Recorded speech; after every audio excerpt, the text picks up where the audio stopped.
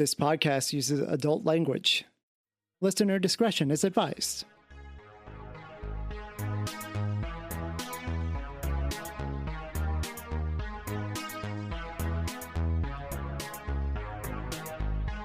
This is Kevin. And this is Elisabeth. And this is the LessThan83 Podcast. Welcome back, Elisabeth.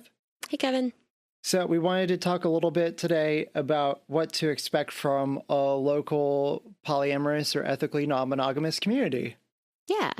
Both you and I have been very entrenched in our local communities for a while now. We both have come away with the groups or from the groups with a lot of positivity that we've really appreciated the groups by and large. Yeah, definitely. The local communities in general have been a big part of my life. Yeah. So if you think you may not have a local polyamorous community, check the nearest urban center near you, especially in Western countries. I find that almost everybody has some sort of non-monogamous community around. Yeah, and a few potential ways you could find them are on Meetup. Yeah, meetup.com. I see a lot of them on there. I see a lot of Facebook groups for various polyamorous communities. Some of them are real life meetups, and there are a lot of more strictly online communities and other websites. But today we're going to focus on in person. Local community can be really, really useful in my experience. And the number one reason from my life was the validation I got from meeting other non-monogamous people and seeing how they did things, because we're not represented in the media. I know you and I have talked about that a little bit in the past. Yeah. And so it can be very, very useful and validating to see and understand what it's like to have a non-monogamous relationship in the real world. For sure. I've actually had friends say that they met me, that they first saw me and my partners at events, and they were like, oh, wow, it's actually a thing. Like, you can have two or more partners and everybody get along and it's possible. And that was kind of a shock. And I remember being new to the poly communities and feeling similarly. Yeah. Another great reason to join the communities is communities like the ones that I help run and that some of the ones that you are in charge of are educational and social groups. So you have an educational element where people are able to ask for advice or for people to talk about topics that are just good for any relationship, but we tend to focus more on in polyamorous relationships because we currently have more than monogamous people do. At least ethical monogamous people only tend to have one romantic relationship at a time. Yes. I definitely think that the combination education and social aspects are really helpful for these groups. They will often have get-togethers at little restaurants or a little brewery, and everybody there is polyamorous or interested in open relationships of some kind. Mm-hmm. And that's really cool to show up and there'll be 20 people there that you've never seen before. And you know that all of them are kind of on the same page regarding thinking about relationships. So it's really handy. And then educational portions, I feel like these groups have provided a lot of, we can't, like you said, we don't get represented in the media a lot. So it's not like we can be check out this TV show or this movie or whatever, because it doesn't happen a lot for us. But or when it does, it's really bad. It's really bad. It's so bad. It's always bad. Every time, man. But we do, I feel like, give as much education as we can about the different books on how to deal with jealousy, on workshops, on relationship structures in that way. And like you said, a lot of them can be handy for any relationship. I think a lot of these tips communicate well and check in are good for any relationship. But definitely polyamory makes it a little more complicated. So we wanted to talk a little bit about some green flags and some red flags for what might be a sign that a community you're interested in being involved with will be an asset to you, or maybe is something that you might want to steer away from. Yes. So a green flag, the leadership greeting new members and, making a point to be approachable and people understanding that there is somebody to go to if you are having problems with somebody within the group. Yes. Feeling comfortable with leadership in general, I'd say. Yeah. And if you are somebody who's really nervous about coming to an event for your first time, both you and I agree that it's a great idea to message the group leadership and express your concerns. And they might even offer to ensure that you're welcomed and introduced to people. I know even though I'm a very overt and social person in a lot of circumstances, I hate going into a group of strangers completely. And so Sure. that would definitely make me feel a lot better. Yeah, we've talked about this a couple times together. Reaching out to the leadership of whatever event you're planning on going to and saying, hey, I'm new. Would you mind if I came and shook your hand? You know, we're obviously talking about non-COVID times. Maybe introduce me to a couple people that have been around for a while. They'll usually say absolutely, you know, if their leadership worth their salt, I would say. Also, another green flag would be a diverse set of leadership. So if the leaders look, behave, or have different ideas to each other, that can be a great asset and a great sign that the group is representational of lots of different people and viewpoints, but also will be accepting of lots of different people. I definitely agree. If it's, you know, 3 straight white men up there, I might get a little nervous. But if you've got a mix, you know, mix of genders and races and, you know, abilities, I feel like that's a good green flag for sure. And the last one that I had written down was opportunities for involvement. So it not being just a one man or one woman show or one person show, and for it to rather be something that is spread among other people, and that if you are so inclined to, are able to participate in a more direct way. Yeah. A lot of volunteer opportunities generally. I know the group that we're thinking of has Pride events every year. That's really cool because members can come and volunteer at the little poly booth. It's a really good way for them to be involved. Or they can take up like positions on the board if there is such a board, like for accounting or website management or what have you. Oh, and we were also going to talk about a zero tolerance policy type of thing. This kind of goes back to having a diverse leadership, I think, because if they don't at least make overt statements about diversity and having zero tolerance for bigotry and things like that, like the being open about it is the green flag for me. You know, like every group has its slight imbalances and can grow. But, you know, if a group is like, we will not accept this, this, and this bigotry, that seems like a green flag for me. So I'm just going to read off the one for the local group. It says, there will be zero tolerance for demeaning comments, harassment, abuse, or outing. This includes, but is not limited to, negative or derogatory comments regarding race, class, religion, sexuality, disability, and mental health. Organization leaders reserve the right to ban you indefinitely. I think that's reasonable. Yeah. And having the rules be very, very clear cut and evenly enforced wherever practicable, I think is really, really important as well. And so to have something very, very clearly, having a cutout for a lot of spaces is really important. And I was a leader in the group when we adopted that leadership or that set of rules. And that was brought in because a co-leader was like, hey, we're missing some stuff and I'd like to add it. And I was like, excellent. Glad you're here. Glad you're contributing to this, because I just wouldn't have thought that it was that important to have rules like that. And they had told me that it was really important and something that someone like themselves would feel more comfortable coming into a group if it was present. Yeah, I feel that way too. So it's been good. Now we can kind of pivot over towards red flags now. Yeah. Obviously, some of the clear-cut ones would be bashing monogamous people. Just because you're polyamorous and you don't agree with something about the institution of monogamy or marriage or any number of other parts of monogamous culture, that doesn't give you a right to bash monogamy as a whole or monogamous people. Very true. Being dismissive of group members or their concerns, I think is a big deal and a big red flag. Yeah. You mean of leadership? Or just kind of the members in general? I've never really seen that kind of negativity in general, but... Yeah, I mean, if it's happening in front of the leaders and they're not doing anything, then I might be more concerned because, you know, every group's going to have somebody that's not well suited for being a generous human being. Yeah, I like that. You're a generous human being, Kevin. Thank you, Elisabeth. You as well. Thank you. Other red flags that we wanted to make sure we cover: propensity to date people within the group and use their power as a tool from group leadership. Overt unicorn hunting, I find to be a big red flag. If it's all just a whole bunch of couples using the group as a meat market, then it might not feel like a safe place for a lot of the people I would want to hang out with.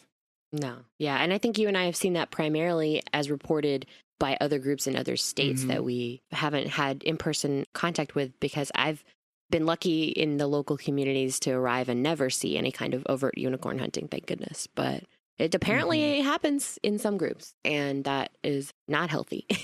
And the flip side to the last green flag we had, having non-inclusive or vague rules that seem to be applied not consistently. No.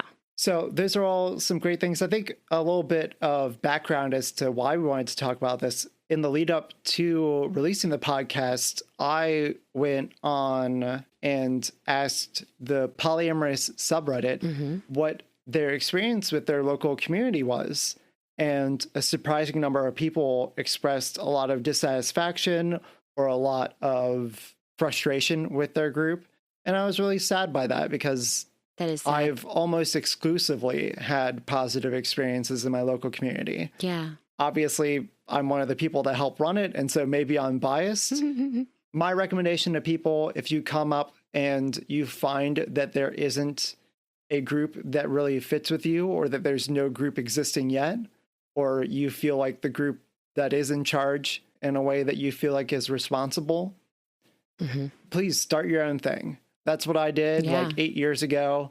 And it's been a real blessing and useful community for people to be able to rely on. Yeah, it has been. I can say that for sure. I've had mostly positive experiences too. Honestly, I can't even think of one like with the group that you're talking about, your group, that's been negative. So good job. It's not just me. I have an awesome team of co-leaders. I want to take all the credit for something that's definitely a group effort. Yeah. Polyamory, right? Hashtag polyamory. Of course it's a group effort. Of course it's a group effort. Got to have a committee. Yeah, those are some good red flags and green flags. Yeah, it's sad when I hear about people having negative experiences in their local communities, but it is totally possible to create your own, especially these days. I feel like starting it online would almost be easier, and then transitioning post-COVID into maybe in person as well. But like, yeah, there are a lot of groups. Not all of them are as welcoming, I guess. Yeah. Well, thanks, Elisabeth. Yeah. We have another segment coming up in a little bit. All right. Thanks, Kevin.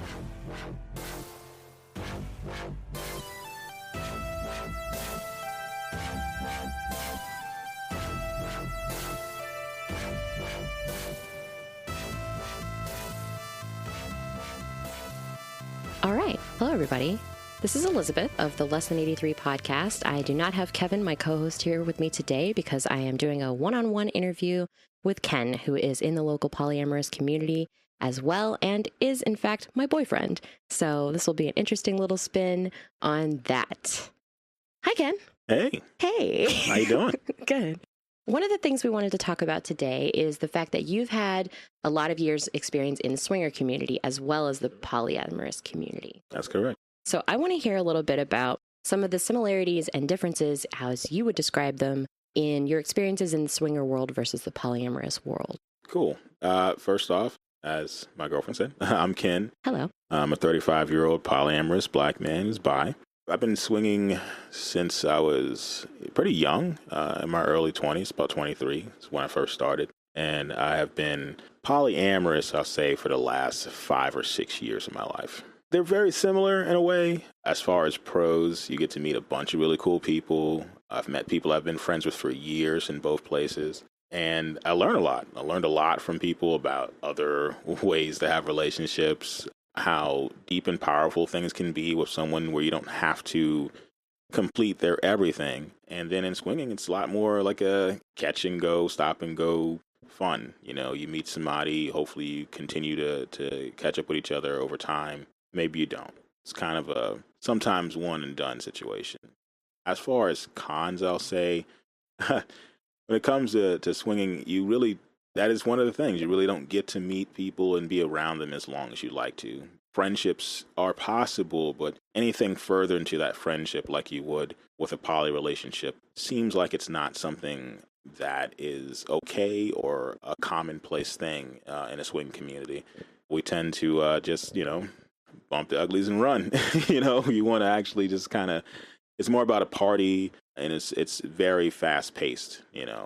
That's very different from what I've experienced as far as poly is concerned. when it comes to polyamorous relationships I've had, they've grown and they've changed. I've had relationships where we're just friends with benefits all the way up to full blown let's get collared, and some people I know get married through it. So it's definitely, the biggest difference is being able to run back to a very specific person in your life or specific people in your life that you can continue to grow with a relationship. Whereas swinging, it seems like that's not frowned upon, but not very common.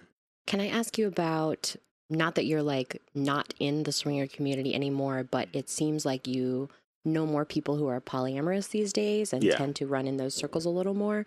Can I ask about what your transition-ish was like, kind of discovering the poly community, or the differences, or what led you into that? When I actually met someone I was comfortable being poly with, I was actually at a swingers event. And there is quite a bit of overlap in those communities, actually. Very often you'll see, obviously, people who are polyamorous and they want to meet other likely play partners or other open-minded people that they can probably get along with on many other levels. I mean, it could be sexual, it could be y'all shoot guns together. There's all kinds of overlap there. So I had went to a kink event and I met someone there, and we ended up just not doing anything but just talking. And the next time we saw each other, we just talked some more, and we're like, hey, we're just never gonna really do a play thing. Maybe you're cool.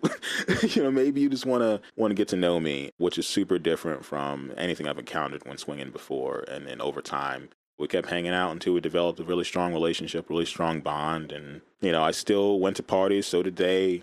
They still saw people. And then, later I asked about a relationship, and they explained to me they were polyamorous. And I'm like, what does that exactly mean? I thought we were all just having fun. And they're like, no, that is exactly what that is. But you can also have a deep, meaningful relationship with me while still being married, while meeting other people, if you like. I like that. And before we started recording, we were talking a little bit about the classic definitions, I guess, of polyamory versus swinging, and how maybe those terms have evolved to encompass more in some ways. So let's talk about that real quick. On this podcast, we tend to use the definition of polyamory as being, many loves, the Greek and Latin root of multiple potentially romantic dynamics. But you and I were talking about how that's not always the case. Yes. It seems like both swinging and polyamory, the words have just evolved beyond what they originally were. Just as a definition you said about polyamory, swinging was the idea of you, your spouse, and another couple swapping partners. That was all. There was not a lot of additional fun in there, or there's no idea of you getting a unicorn, or of cuckolding, or some people call it BBC lifestyle. A lot of those things were add-ons. You can also be a single person and be in swinging, when that's completely antithetical to the original termage. So it seems like the swinging as it was has evolved into something completely different. And also the word poly, people tend to use it as a catch-all term for, different types of relationships, which seems to make more sense to me in a way. But you can be polyamorous in a way where everybody knows each other and everybody's comfortable and can call each other, and your boyfriend can call your husband to help with his car, and often that everybody is together. Sometimes there's entire convents and everybody takes care of the kids. I'm sure you guys have talked about this in other podcasts, but definitely the idea of having just you and the other person in a very close relationship has evolved to having friends with benefits, or fuck buddies is a good term, or just relationships where you guys would do, I'll say, kinky stuff with each other, but you're not in a romantic relationship. So, as those terms have evolved, it makes it seem that there's even more overlap with the poly and swinging communities than there ever had been.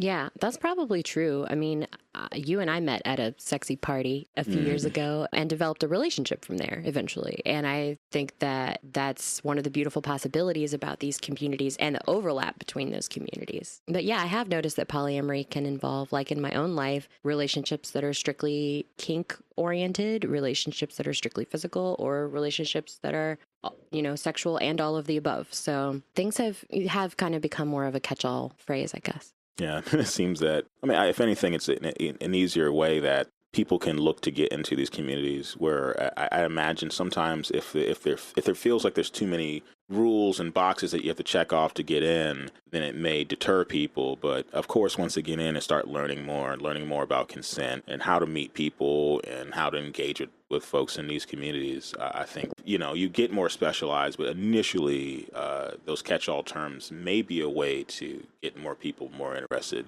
when they think that they wouldn't be able to before.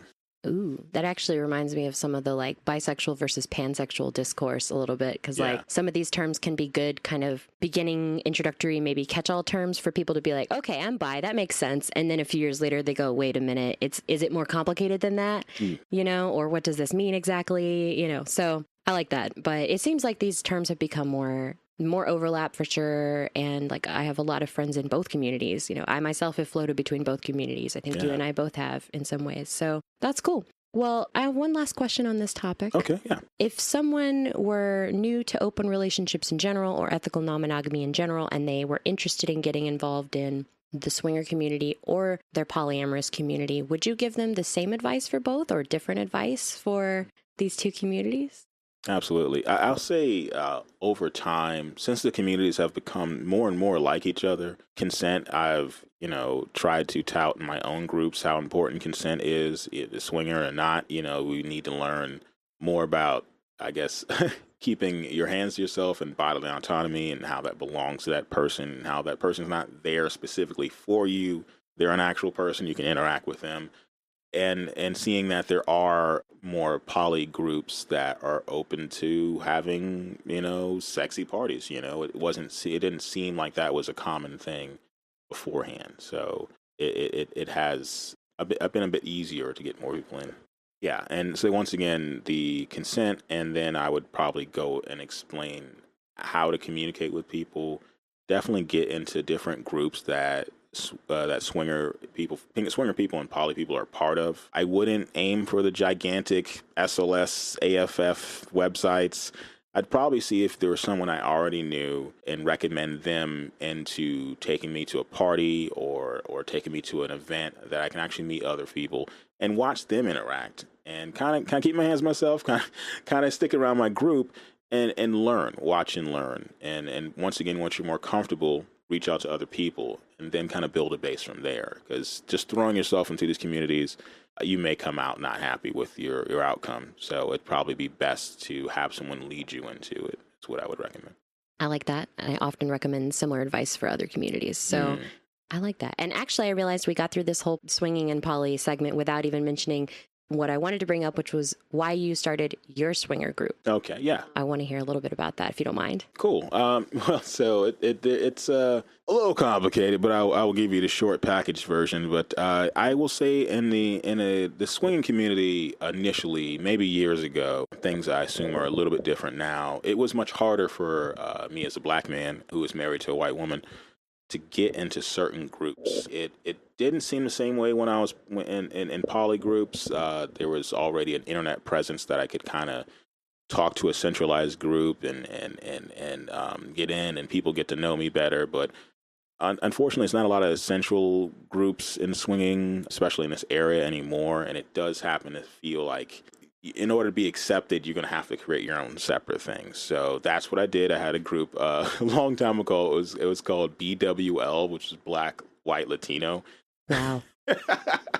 Yeah, it was strictly because I wanted everybody of different race. I didn't want like, hey, interracial couples only. What I really wanted was people of different races and different creeds to kind of get together. We don't usually get into politics in my group. We try to make sure people aren't like after each other's throats, but the main part is consent, respect, and talking to each other. And then over time, we end up, I feel like that's the way to defeat racism is, like, oh yeah, I have friends right there and I play with his wife. I know who that is. And we're going to be better off because of it. But the group that I created is very multicultural, very multi-ethnic. And it seems to be better that way for us because we don't have to worry about like, am I even attractive to said person in this group, because that part is really important in swinging is confidence. And if you walk in there and you feel like just your skin is unattractive, it's never a great thing, never a great party. It's never, you're looking for that one person who's okay, who thinks you're human,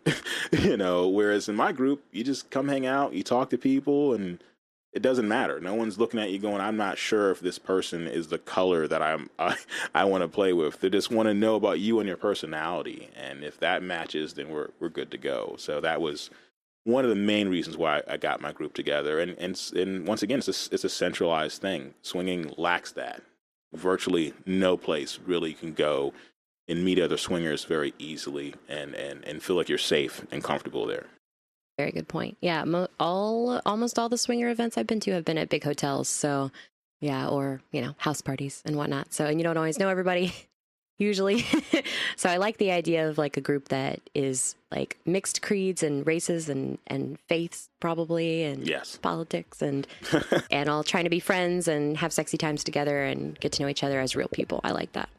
Cool. Well, thank you so much. We're going to touch back on a couple of these topics in a later segment, but we're going to wrap this up for now. Thank you, Ken, for coming on my podcast. And I'm excited to put these out. So cool. The best way that you can help LessThan83 is to share our podcast with your friends. Sharing is caring. This episode was edited by Jackson Menton. Music by Antilude, and logo design by Carmen Bolding.